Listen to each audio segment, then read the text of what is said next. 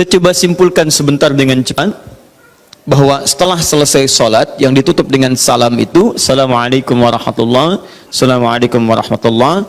Kata Al-Quran, jangan terburu-buru untuk beraktivitas yang lain sebelum Anda menyempurnakan satu amalan, yang amalan ini begitu dahsyat dalam pandangan Allah Subhanahu wa Ta'ala. Amalannya disebut dengan zikir. Di tulisan kami sudah disebutkan rincian amalan plus dengan dalil-dalilnya. Ya, saya persingkat. Tema kita adalah tentang amalan pasca salat. Di bagian kedua ini. Baik, ini tema kita. Kemudian amalan besarnya adalah zikir.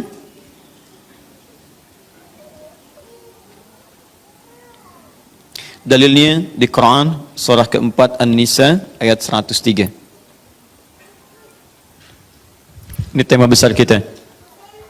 فَإِذَا قَضَيْتُمُ الصَّلَاةَ فَاذْكُرُوا اللَّهَ. Fokus. Maka jika Anda telah tuntas mengerjakan salat, segeralah berzikir kepada Allah Subhanahu wa Ta'ala. Ingat, amalan pasca salat yang diutamakan apa?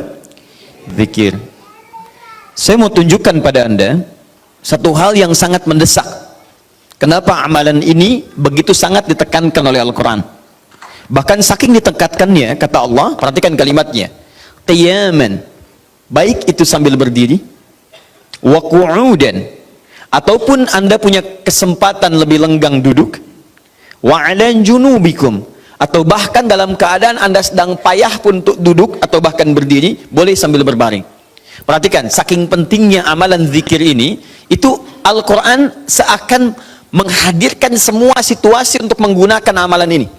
Ya, bukan tidak ingin menoleransi, tapi ada sesuatu yang penting di sini. Saking pentingnya seakan-akan kalau dalam bahasa yang lain, tolong jangan tinggalkan ini. Ya, kalau Anda memang buru-buru, harus langsung bangkit pasca sholat. Ada yang bahkan setelah salam subuh, Assalamualaikum, Assalamualaikum, saya harus kejar ke tempat pekerjaan, langsung mau berangkat. Nah, terburu-burunya Anda untuk mengejar pekerjaan itu tidak menghalangi Anda untuk berzikir. Kalau bisa sambil jalan pun zikir aja, ayo lakukan, kerjakan amalannya. Kalau Anda senggang, duduk dengan tenang, lakukan. Kalau amalan ini tidak penting, mustahil Anda diminta untuk mengerjakannya, sekalipun dalam pekerjaan yang sifatnya darurat Anda mesti lakukan. Paham sampai sini?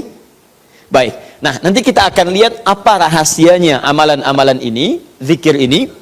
Kemudian kita nanti akan urutkan seperti pertemuan lalu telah saya turunkan beberapa bagian-bagiannya. Nanti kita akan gali apa esensi dan rahasia di balik kalimat-kalimat zikir yang kita sampaikan itu. Baik, saya percepat. Zikir seperti pertemuan lalu adalah setiap aktivitas yang mampu mengingatkan dan mendekatkan kita dengan Allah Subhanahu wa Ta'ala. Jadi ada dua nih, satu ingat, kedua dekat. Awas, ini selalu menyatu, terkait berkelindan, tidak akan pernah berpisah. Di orang yang ingat Allah pasti memiliki kedekatan dengan Allah. Jelas ya? Baik, jadi kalau cuma ingat tidak membuat dia dekat, ini bermasalah. Ketika seseorang ingat pada Allah, hubungannya menjadi dekat dengan Allah. Ketika menjadi dekat, maka dia akan dipelihara oleh Allah Subhanahu wa Ta'ala. Dipelihara dari maksiat dan segala yang menyulitkan dia dalam kehidupannya. Makanya mustahil ada orang berzikir tapi berbuat maksiat kepada Allah. Apa nih? Mereknya Akhir TV. Jangan, itu bir. Oh, pakai bismillah dulu lah, mungkin berkurang dosanya dikit. Enggak bisa. Jadi tidak akan bersanding taat dengan maksiat. Anda ingat Allah, mustahil berbuat maksiat. Ya, maaf, seorang karyawan yang ingat Allah tidak akan bermaksiat dalam pekerjaannya. Seorang ibu istri yang ingat Allah tidak akan bermaksiat dalam rumah tangganya. Seorang anak yang ingat Allah tidak akan pernah bermaksiat dalam kehidupannya. Maka dari itu, nanti kita akan lihat puncak zikir, apakah hanya dalam pasca sholat saja atau dalam aktivitas yang lainnya. Maka yang pertama, ini akan membantu mengingatkan dia kepada Allah. Yang kedua, membuat hubungannya dekat dengan Allah Subhanahu wa Ta'ala. Nah, amalan ini ada setidaknya 6-7 amalan. Hari ini saya janjikan untuk mengurutkan amalan-amalan ini. Ya, saya ingin tes dulu apakah Bapak Ibu masih ingat atau tidak. Satu apa? Istighfar. Istighfar. Saya tuliskan satu, istighfar. Apa dalilnya?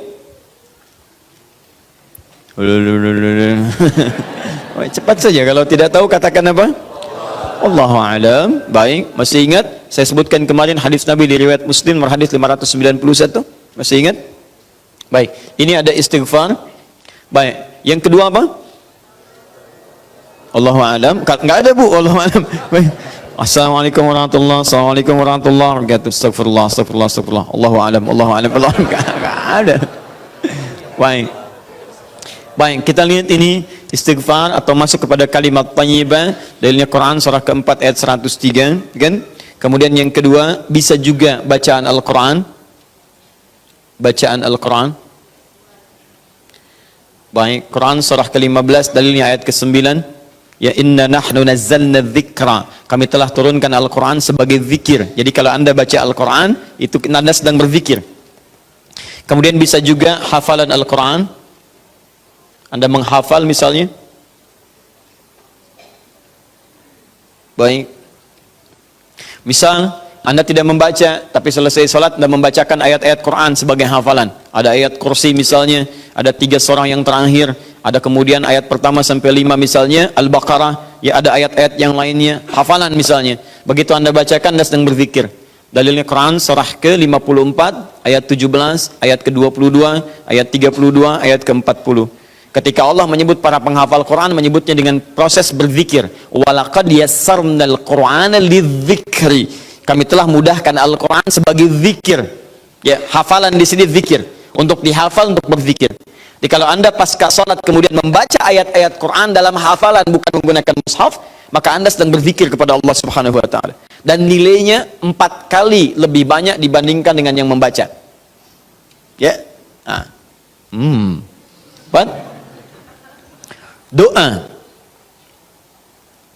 Doa itu juga sebagai zikir. Ya, Quran surah ke-7 misal dalilnya ayat 205. Wadhkur rabbaka fi nafsika tadarruan wa khifatan wa dunal jahri minal qaul. Ketika Allah meminta kita berdoa, kalimat doanya dalam bahasa perintah menggunakan kata zikir. Wadhkur rabbaka. Ayo minta, berdoa, sebut zikir kepada Rabbmu dalam dirimu. Dengan perasaan penuh harap, penuh ketawaduan, minta kepada Allah. Di ketika Anda diminta untuk memohon berdoa kepada Allah, kalimat doa itu menggunakan zikir. Jadi ketika Anda sedang berdoa, Anda sedang berzikir. Bukankah saat berdoa Anda ingat kepada Allah? Bukankah saat berdoa keadaan Anda menjadi lebih dekat dengan Allah? Nanti kita akan lihat doa apa yang biasa dibaca Nabi pasca sholat dan seperti apa cara memohonnya. Ada rahasianya. Anda tidak menggunakan ini, sangat disayangkan. Anda kehilangan momentum, dipercepat untuk memudahkan seluruh proses kehidupan Anda. 5, masih ingat? Salat. Salat. Nanti ada lagi amalan. Pasca salat, ada salat. Di begitu selesai, Assalamualaikum, Assalamualaikum. Kapan kemudian ini kita mesti tunaikan salat yang ini? Dan ada rahasianya juga. Bahkan salat yang ini boleh jadi akan memberikan syafaat dengan izin Allah kepada hamba-hamba yang dirasakan kurang amalnya. Karena ketika amalan-amalan fardu tidak bisa menolong Anda dari proyek akhirat yang telah Anda cita-citakan untuk masuk surga itu, maka yang akan dicari pertama kali diantaranya adalah amalan yang ini. Maka Anda ketinggalan dari itu yang bisa membuat situasi tegang saat di akhirat. Hati-hati, Anda ketinggalan handphone, perasaan luar biasa sedihnya. Balik lagi ke An-Nur, dicari-cari lewat CCTV. Tapi Anda ketinggalan yang sunnah, kenapa tidak Anda buru kemudian? Tadi nggak sholat sunnah, besok lagi, Masya Allah. Belum tentu besok dia hidup. Dalilnya Quran surah ke-20 ayat ke-14. Ya, innani anallahu la ilaha illa ana fa'budni wa aqimis salata lidzikri. Saya Allah, tidak ada Tuhan yang layak disembah kecuali saya. Sembah saya. Bagaimana cara nyembahnya? Tunaikan salat sebagai zikir kepada saya. 6. Memperbanyak menyebut Allah, menyebut nama Allah, atau juga dengan al-asma'ul husna. Al-asma'ul husna. Dalilnya Quran surah kedua Al-Baqarah ayat 152. Fadhkuruni adzkurkum. Ayo cepat sebut nama saya, maka aku pun akan mengingatmu. Aku menyebutmu. Di orang yang selalu ingat Allah, nanti Allah akan ingat pada dia. Nanti saya kasih tahu rahasia yang paling besar. Bahkan ada orang yang saat membutuhkan ya, dalam persoalan kehidupan kepada Allah sebelum dia minta, karena Allah telah mengingatnya, Allah ringankan aktivitas kehidupan dunianya. Dia bukan nggak punya masalah, jadi kayaknya nggak kelihatan punya masalah, cuman setiap akan mengalami masalah diringankan oleh Allah sehingga seakan-akan nggak punya masalah. Nanti ini yang akan sangat menentukan bagian yang keenam ini, apakah hidup kita akan semakin mudah atau mendapati kesulitan yang berliku. Sebut nama Allah. Ya, bagaimana cara menyebutnya? Bisa disebut nama Allah langsung, bisa disebut dengan Asmaul Husna. Di mana dalilnya? Quran surah ke-17 nanti dari ayat 110 sampai 111-nya. Di ayat 111 tegas dikatakan, "Qulidullaha." Ayo sebut Allah, panggil, katakan Allah. Awidur Rahman atau Ar-Rahman, ayyamma tad'u falahul asmaul husna. Maka kapanpun Anda bisa memanggilnya, memintanya, Anda boleh memanggil dengan nama yang terbaik sesuai dengan kebutuhan Anda. Nanti saya kisahkan, ada orang baru selesai sholat, kemudian menyebut nama ini, dan satu di antara nama yang paling luar biasa, ketika dia selesai kata Nabi, dari mana kamu tahu menyebut dengan nama itu? Tahukah engkau, jika engkau melakukannya, maka engkau telah memanggil Allah, yang dengan panggilan itu, jika meminta akan segera diberikan, jika berdoa akan segera dikabulkan. Rahasianya luar biasa. Nanti kalau sudah tiba waktunya. Hadisnya sahih. Ya. Saking sahihnya, ini ditempatkan oleh Sayyid Qutb di dalam satu kitab yang Al-Aqaid Al-Islamiyah, padahal kitabnya tentang akidah.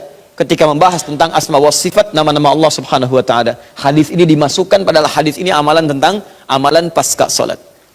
Ketujuh, bagian terakhir. Ini adalah indikator yang paling penting, yang terakhir ini, sampai saya pisahkan tersendiri dalam aktivitas harian. Zikir paripurna.